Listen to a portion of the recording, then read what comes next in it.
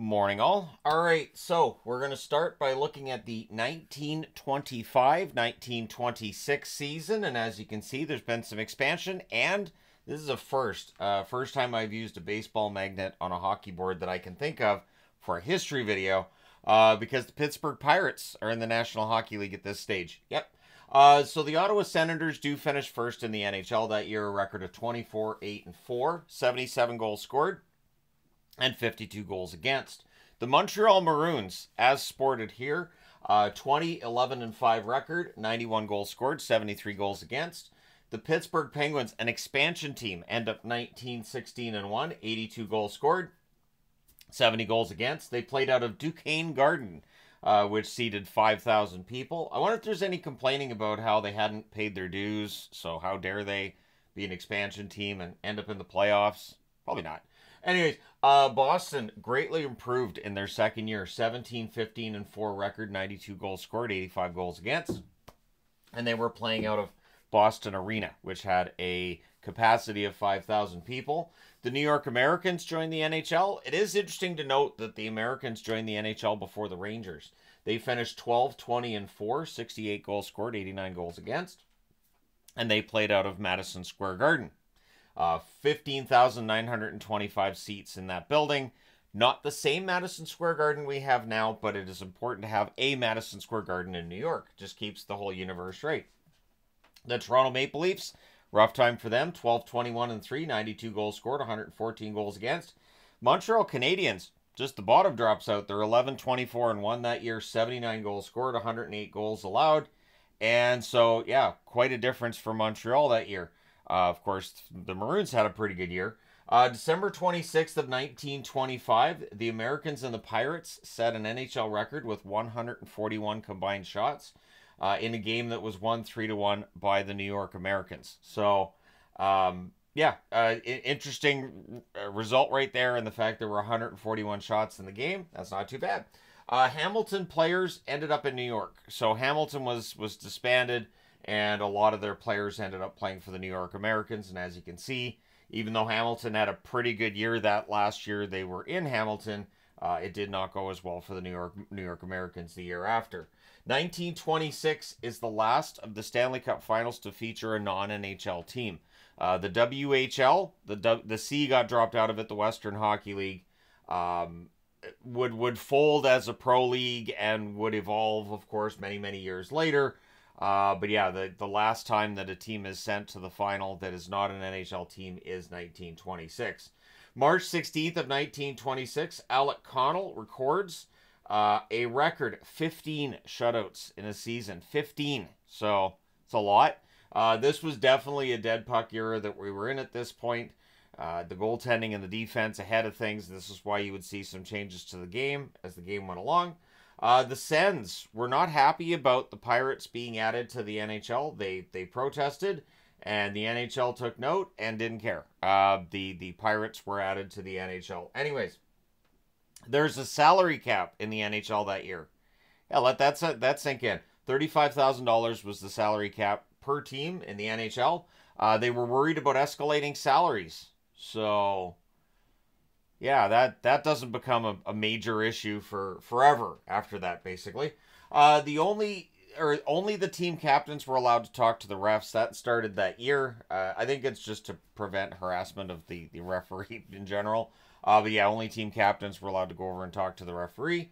14-player roster limit is set. So you can have 14 players, 12 dressed for each game. So right now, the roster limit is 23 in the National Hockey League, and you could dress 18. Back then, the roster limit was 14, and you could dress 12. So many fewer players being employed than one might think for a league that has, we're up to 1, 2, 3, 4, 5, 6, 7 teams right now. March 27th, 1926, Georges Vezina would pass. He had tuberculosis, and he left during his last game. He felt ill, he left. And that ended a string of 327 consecutive games played by Vezina for the Montreal Canadiens. So, of course, they would name the Vezina Trophy for the goaltender after him. And it's too bad because Vezina's numbers were trending like better and better as I said, we're into the dead puck era, and Vezina's numbers were fantastic towards the end of his career.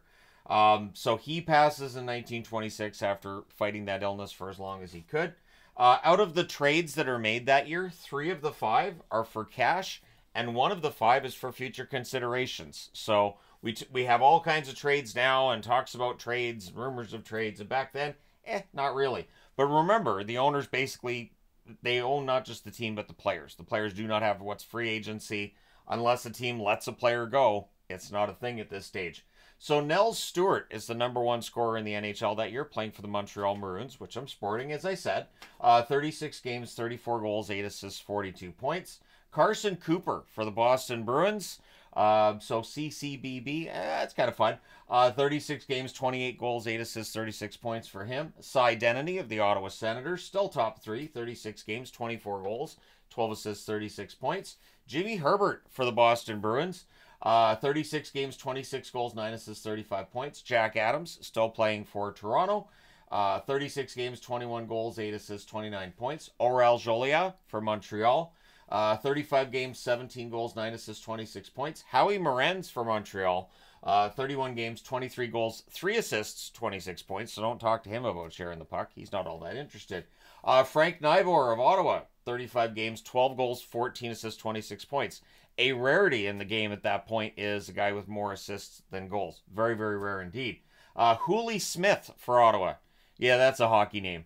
Again, I love the names players had back then. It just feels like nicknames now are just kind of lazy. It's too bad. We could have more color to the game if you had better nicknames. But anyways, playing for Ottawa, Hooley Smith, 28 games, 16 goals, 9 assists, 25 points, and rounding out the top 10, Billy Birch, playing for the New York Americans, 36 games, 21 goals, 3 assists, 24 points.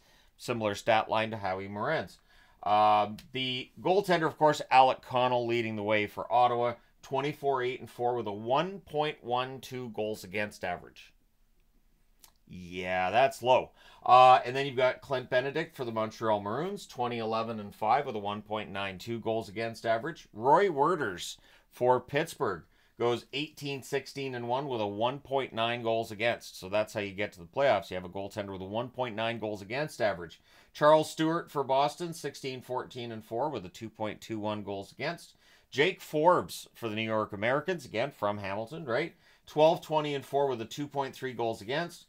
John Ross Roach for Toronto, 12-21-3 with a 3.07 goals against.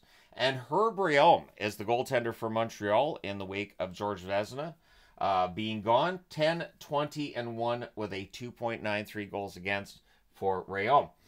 The Hart Trophy went to Nels Stewart that year from the Montreal Maroons. The Lady Byng went to Frank Nybor of the Ottawa Senators. So the NHL semifinals sees the Maroons play against Pittsburgh, so third versus second, in a total goals setup. So 2 games, total goals winner.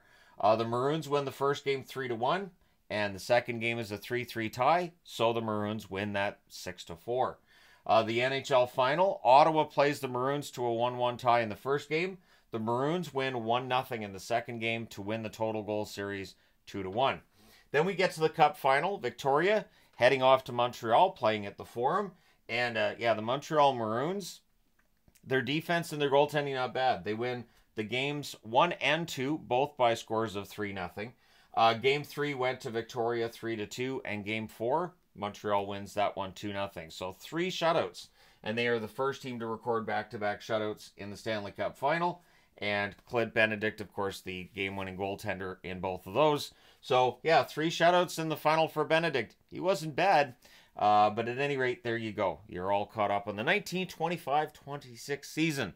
Let me know your thoughts in the comment section below, as always. Don't forget to hit like and subscribe if you haven't done so already. Thank you guys so much for all your support. I will talk to you again soon.